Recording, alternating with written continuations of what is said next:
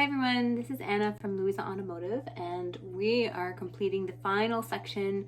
This is usually the last step on your business dealer application, the OMVIC dealer business application. So section C, which is all about your business premises. Now again, like I mentioned, this is usually the last step that you're going to be doing. So by all means, it even prompts you that if you do not currently have a premise when you're completing the application at the start, don't worry about it. Submit your application to OMVIC.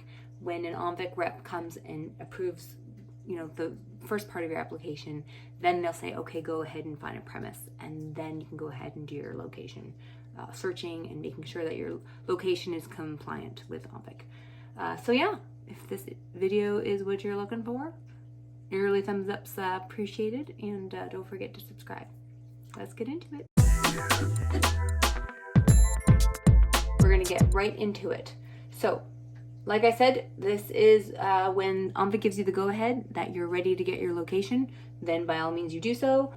Note, the premises cannot be a dwelling, so that means it cannot be your house if you are applying as a general dealer or exporter.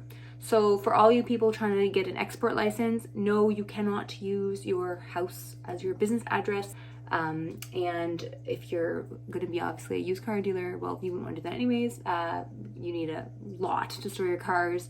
And even if you had a huge property, still OMVIC is not allowed to use your house or your home or your dwelling or whatever other word you want to use for that as your business location. However, if you are applying as a wholesaler, broker, lease finance, or fleet leaser, you are able to do that. In addition, you might also want to check out, OMVIC has these, let me just show you here. They're called intelligent offices. It looks like they're $190 plus HST per month. And basically it's a virtual office. So instead of using your home address, this kind of helps. And you're probably wondering why you would do that, because if you do use your dwelling or your home address, if you're a wholesaler, you're not allowed to store your records at your house. You have to provide OMVIC with another address to store your records at, whether it's a lawyer's or an accountant's office. So this kind of solves that issue, because basically this now is your virtual office, and they will keep like any paperwork. You can keep all of your documents there. You get a business address, locked mail handling, 24-hour mail access, bi-weekly mail forwarding. Oh, cool. So mail forwarding, so that they'll forward your business mail to your home address. Electronic lobby directory listing, unlimited reception courtesies, 24/7 on-demand meeting room, and office access at your location. Well, that's great, because maybe you want to meet with somebody, or maybe somebody placed an order for a car, and maybe you don't want them at your home. So it's just kind of a cool place to do all your business transactions there. Anyways, so that's something to consider. So we got all that cleared up. Good. So in this section, you're going to be putting the address of the premise that you found. Right from the bat, if you know that the last person or you're taking over and there used to be a dealership there, chances are your application will be smooth. So I always recommend, the best place to start is obviously a lot that used to already have a dealership there, because when you go through all your permits and stuff, it'll just be easy, because the city already had it zoned for car sales.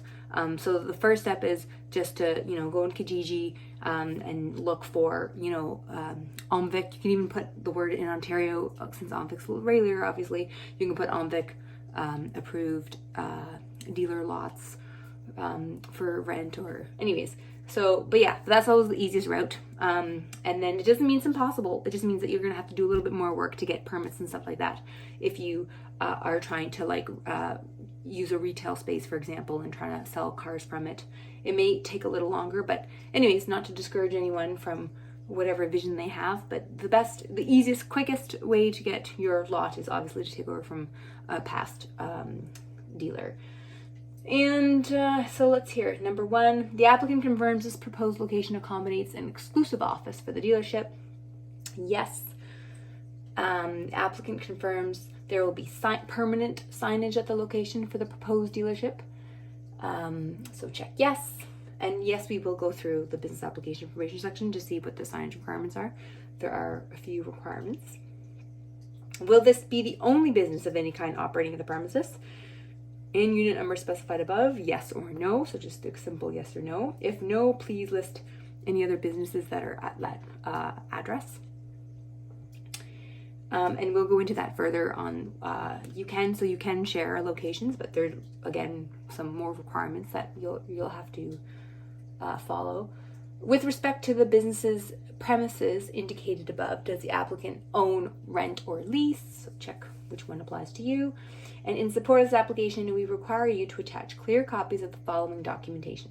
Kindly check the appropriate boxes to identify what you have attached. So definitely you're going to need a municipal permit. Again, if you don't have that this right hot minute, don't stress, because obviously at this stage you'll literally have a OMVIC rep handling your application for you. So you're just keeping clear communication. So that might be something that you still have to get. So don't worry if you don't have it, but you will need a municipal permit from the city. Obviously a lease or rental agreement in the applicant's name. And or if you actually bought a property, you'll need proof of ownership in the name of the applicant, so to prove that your business or you yourself own the location. If you are applying as a general dealer, so as a used car dealer selling to the public, you will be required to provide proof. You will be required to provide proof you have garage auto policy OAP4 with minimum third-party liability coverage of $1 million within 14 days of your application being approved. Yes, exactly. So again, this is another last step kind of thing. So once you have your, once you actually know your address and you got your landlord, you got your rental agreement, then you can get your insurance. And all of this stuff will be, you'll have time to do all this stuff. By checking yes below, you are confirming your intention to obtain the required garage insurance. So just check yes, because you of course need insurance as a general dealer. Have you ever been turned down for insurance? Had an insurance policy canceled, or do you anticipate any problems obtaining the required insurance reference above? Alternate mailing address. You may request an alternate mailing address if Canada Post does not deliver mail to the business premise. And of course, OMVIC requires you to attach a letter of confirmation from Canada Post. So see the business application information for details. So you'd put the mailing address there. Probably 9 times out of 10, your business address is also your business's mailing address. But this section is to accommodate those if that's not possible. Record storage address. Oh yes, so I kind of spoke about this earlier. So applicants registered in the wholesaler, broker, lease finance, or fleet leaser class who will work from a dwelling or who will be working from home. So if you're a wholesaler, broker, or a lease finance or fleet leaser, and you're applying in that class, and you're going to be working from home, you must store your records at an alternate location approved by OMVIC. The location should be a professional document management facility or professional office, your lawyer, accountant, or bookkeeper's office. Self-storage or mobile storage facilities will not be approved. Kindly complete a request for record storage address form available. So there's a form for that. I guess there's a form for the request for record storage address. So you would definitely need to complete that if you're choosing to operate from your home. So that was the sort of snafu. If you do register your wholesale automotive business as your home, then you can't keep your records at your home. You have to register an alternate address or an alternate location to keep your records. So let's just go in more detail. So let's look at all the details, because if you flip to the back of your application, there's going to be a whole bunch of more information about your premise requirements. We're talking to just people applying as a general dealer. So this applies to you. So basically, when you're looking for your dealer space, you must satisfy the following additional requirements regarding the business premise. So just to sort of also have you chew better on this too, basically when you write your address, OMVIC does a preliminary check of the address. So like I said, if there was another dealer that used to be there in the past, then it kind of sits well with OMVIC, but sometimes it may be a whole new address and they may need you to supply maybe pictures just to make sure that basically all of these extra requirements are satisfied. But don't worry, like I said, I think I mentioned in the other videos too, always take the lead, take OMVIC's lead. They will always prompt you, they will always tell you we need whatever they need, so you just wait for them to sort of prompt you. But these are all things to keep in mind just so there's no surprises. So for example, you need a separate, permanent, fully secured and enclosed office space. So each dealer, it has to have walls to ceiling and a lockable door. So basically your dealer office where all of your records, you're going to keep all your records, literally has to be an office that has a door that can lock and that has walls and is secure, right? And the office space must be sufficient in size for the secure storage of 6 years worth of books and records, and provide an exclusive work area for the dealer to conduct business. So obviously you're going to have customers, you need like a table because you're going to have to sign deals. So it obviously has to be accommodating, you have to be able to do your transactions, which is all kind of common sense. I don't think I really have to talk about this too much. But anyways, important, yes. So you must, because your records must be stored for 6 years. So 6 years is in alignment with what CRA, Canada Revenue, like for your taxes and stuff. You have to keep your records for 6 years anyways. So yes, you need enough space to store records. Note, OMVIC does allow now electronic record keeping, so you can store your records on a computer and you can PDF everything and have like really neat, virtual documents. And so they do allow that. I think the only thing that they say is that if you are going to keep your electronic documents in a cloud, like in Dropbox or like a Google Drive or like a cloud, you know what I'm trying to say, then you just have to let them know that, because technically that's like storing them like offsite because it's in a cloud anyways. So yes, so you just have to notify them of that if that's your intention. But anyways, so going back to the actual brick and mortar premise, your business premise must be clearly separate from other businesses operating at the location. Note, an exception may be granted if the dealership shares an office with a related business, like a repair shop that is operated by the same dealership. So in other words, if you have an office, but there's other dealers, it needs to be super obvious that, well, this is where ABC Motors is operating, and this is the ABC Motors head office, and there's their door with their name on it, and there's the lock. That can, anyways, yes. So it just must be very obvious if you are sharing a location. Put yourself in the customer's shoes. The customer and OMVIC and whoever is coming to you needs to be able to find you. So it should be freaking obvious where to find you. You shouldn't be wondering, where do I go now? It should be crystal clear. Consumers need to be. It needs to be intuitive that this is the dealer's office, right? Anyways, what else? Sufficient space for the storage or display of any vehicles in the dealer's possession, which provides a marked area for the display of vehicles. This area and or individual parking spots must be clearly marked with the dealership's name, or display a sign on each vehicle clearly indicating the selling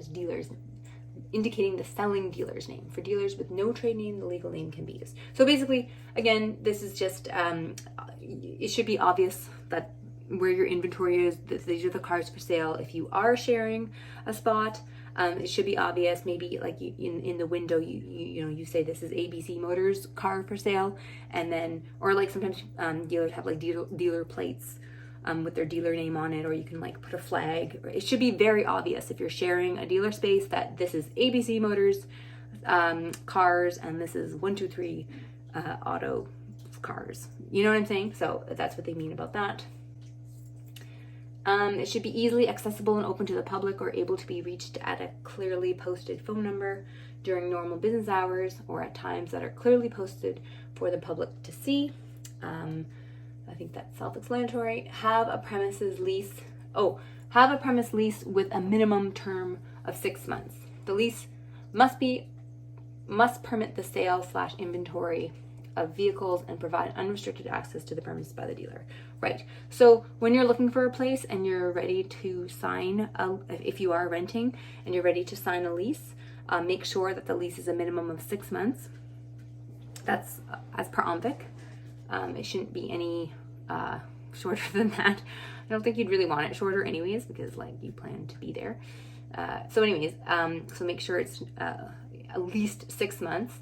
And you obviously need to be there.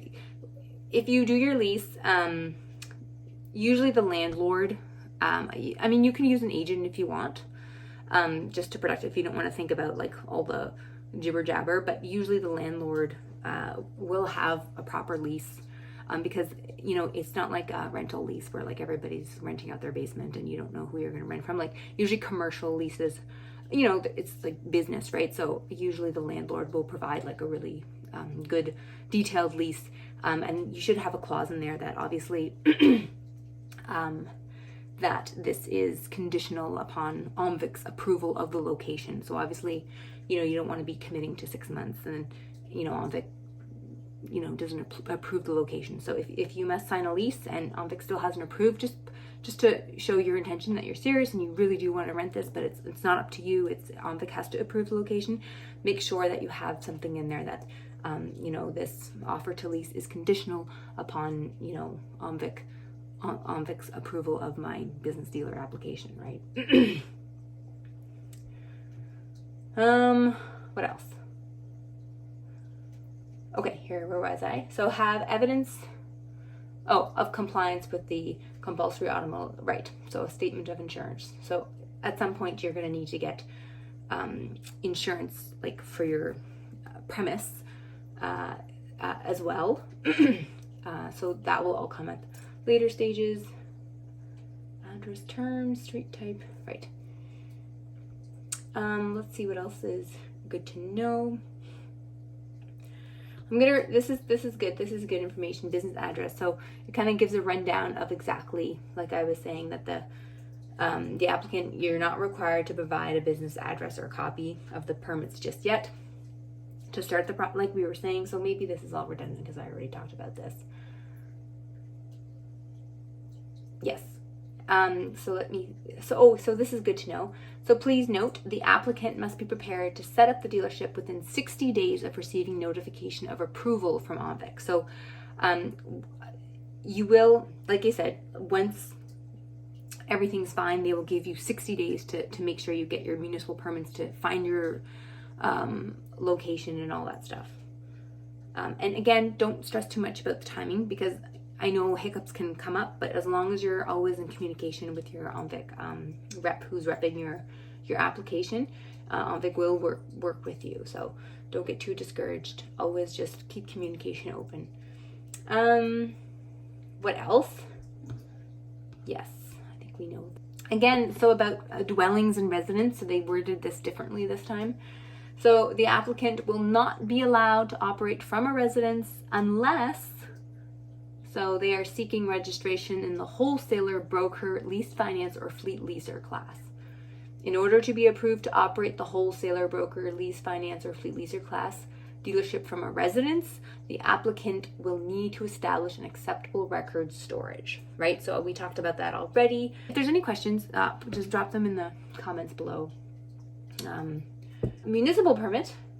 So the municipal permit, basically, when you know where you're going to rent, then you have, I'm going to put a link, because the municipal permit is like a whole other process, because you have to go to, so if you're depending on the city, so if you're in Toronto, I'll put the link for the City of Toronto. We're familiar with the City of Toronto municipal permit process, because we've gone through it. I'll put it for Peel too, because I know a lot of dealers in Peel I'm not so familiar with that, but everything's online now anyways, thanks to the pandemic, and like everything's a click and an application. So that's another whole process. And again, the municipal permit is just like, if you look at any business, like even restaurants, like they'll have like a little sign saying that basically this business is allowed to operate at this location. So really that's like the most critical step in this application, is for the city, wherever city you're going to be operating in, is allowing you to sell cars from that address, because the zoning has to be right. The city has its own rules on where car sales are allowed. So like I said, the easiest way is to just take over an existing, so somebody who used to be a dealer there, and just take over an existing kind of like, because they already got their municipal permit, last year or a couple of years ago. So that's usually the smoothest route to go. Right. So I'm going to drop some links below for where did you go to do that. And that does cost money as well. I forget how much, like maybe, is it $290? Something like that to get your municipal permit. I'm not exactly sure about the price, but anyways, yes. So be prepared for that. And that can take, that can take, depending on how busy they are, again, that can take, anywhere from like a couple of weeks if it's straightforward, or it can even take upwards to a month, right? But again, just you always keep in contact with OMVIC, and sometimes they require surveys, sometimes they don't. You can get help from the landlord too if you're renting. The landlord can help you get documents, like surveys and stuff like that. So we might do another video about the municipal permit process as well. I think actually that would be a good idea. When it comes to signage requirements, this is kind of all like, it's kind of common sense, but let's go through it anyways. For dealers, if you're registering as a general dealer, wholesaler, broker, or exporter class, these are going to be the signage requirements that pertain to you. So the sign must be permanently mounted, not hung on wires, taped, or propped up. So obviously you need a strong sign that's not going to blow away when there's a winter storm. Signage in a building lobby must be on the directory and indicate the suite number for the dealership. Signage should then be on the suite and be permanently mounted. If the dealer uses a trade name, it and or the legal name may be used, of course. Plus for general dealers, so this is applying to just general dealers and brokers, plus for general dealers and brokers, signage should be posted prominently and be readable. So it should be prominently means like it should be obvious, and it should be visible, clear, and readable from the street it is on, so that members of the public can identify the dealer's location, which is great, because of course you want people to find you, because the worst thing is when they find the car online, well, now they have to be able to find the car like in real life, right? So the easier, so this is all just kind of self-explanatory. It's all there to obviously benefit you as well, because you need people to be able to find your location so that they can come buy your cars, right? Mailing address, please provide an explanation if the applicant needs to set up a mailing address other than the approved location. For example, alternate mailing addresses will usually be accepted if the post office does not deliver mail to the business address. So I think in most cases, most of you guys are getting dealer lots in the city, so I don't think you're going to have a problem with Canada Post not delivering mail to you. But that would be the only reasonable explanation, I guess, for why you would need an alternate mailing address. Would be if Canada Post, it's not on their route, I guess. Anyways, so I don't think that's too pertinent for most applicants.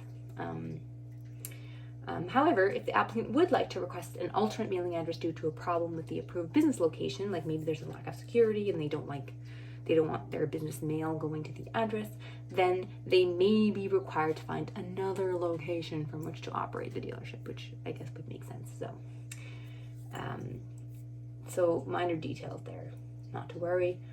And then, oh yes, record storage address. So again, with these records, because obviously unfortunately, in this world, you know, it's not about what you do, it's all about the records that you keep. You must keep your records, proof of all your transactions, your car sales, your safeties, all the bill of sales, from wholesale bill of sales from when you bought the car to the final sale, when you sold the car to the customer, and all the rehabbing that you did. You must keep every single thing, which is good practice, of course.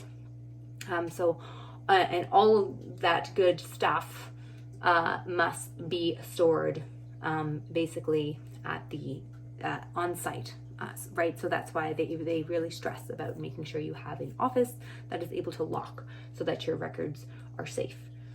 They do say again, self-storage or mobile storage facilities will not be approved. This location must be commercially zoned, and so as opposed to residentially zoned, it must be for business, must be commercially zoned, and there must be an individual present at the location during normal business hours who can assist an OMVIC representative accessing the records. So again, talking about records, the records must be stored wherever your address is, so that if OMVIC comes to do an audit, obviously all your stuff is there, all your business stuff is there, all your records are there. The applicant must provide a signed agreement with the facility explaining how the OMVIC representative can contact this business or facility during normal business hours to access the records. The OMVIC representative must be provided free access to the records whenever requested. The location must be a fixed, secured location with heat, electricity, and a work area for the OMVIC representative. Records kept at the business or record storage address must include but are not limited to. Okay, now we're going over the same thing. I think I mentioned that. So all the records that OMVIC is expecting you to keep are obviously safety standard certificates, repair, reconditioning records, vehicle permits, like the ownerships of the vehicles you have, like for sale. Records relating to the trades, so consignment, lease, purchase, broker, trade-in service plan or warranty agreements, payment and commission records, records of business, so like any employee records, records of the associated people in your who are related to your business, financing records, loan agreements, bank records, trust account. You get the point. There's records. Anything to do with your business name is at your business address, and everything is safe because it's just locked. Yes. The applicant must ensure records kept at the record storage address are no more than 1 month out of date. They're no more than 1 month out of date. In other words, they should be updated. It's not like you only have, 2 years worth of records and then where's the rest, right? Anyways. If the applicant is seeking registration as a wholesaler, broker, lease finance, or fleet leaser, and would like to request the registrar's approval for a record storage address, please submit a request for record storage address. All right. Okay, and that's pretty much everything in that section that's pertaining to business premise. So hopefully that was helpful. Appreciate a thumbs up if that was. Yeah, drop your questions in the comments below if you have any, of course. And hopefully, like, if we don't get to them, maybe the community will also help to answer. Let me know if anyone has tried the Flex office or the intelligent offices, OMVIC what's it called? OMVIC virtual office package. I'm curious to know about that as well. So that's kind of interesting. Tell us if that's working for you, if you're a wholesaler or a broker or an exporter, and you want to do the OMVIC virtual office, the intelligent office, the virtual office. So yeah, if you've tried that and you're in the process of, you're actually, paying the $190 a month for that, let us know how that's going for you in the comments. Actually, that'd be interesting. And I think that's everything. So yeah, like I said, I will drop some links below on where to get your municipal permits. And good luck, everybody, on your dealer application. And yes, I hope everything goes smoothly, and don't give up when you hit a bump in the road, because we all hit bumps in the road. We just have to get to the other side of it, and you will. So you just gotta stay positive, right? All right, guys, take care. Bye.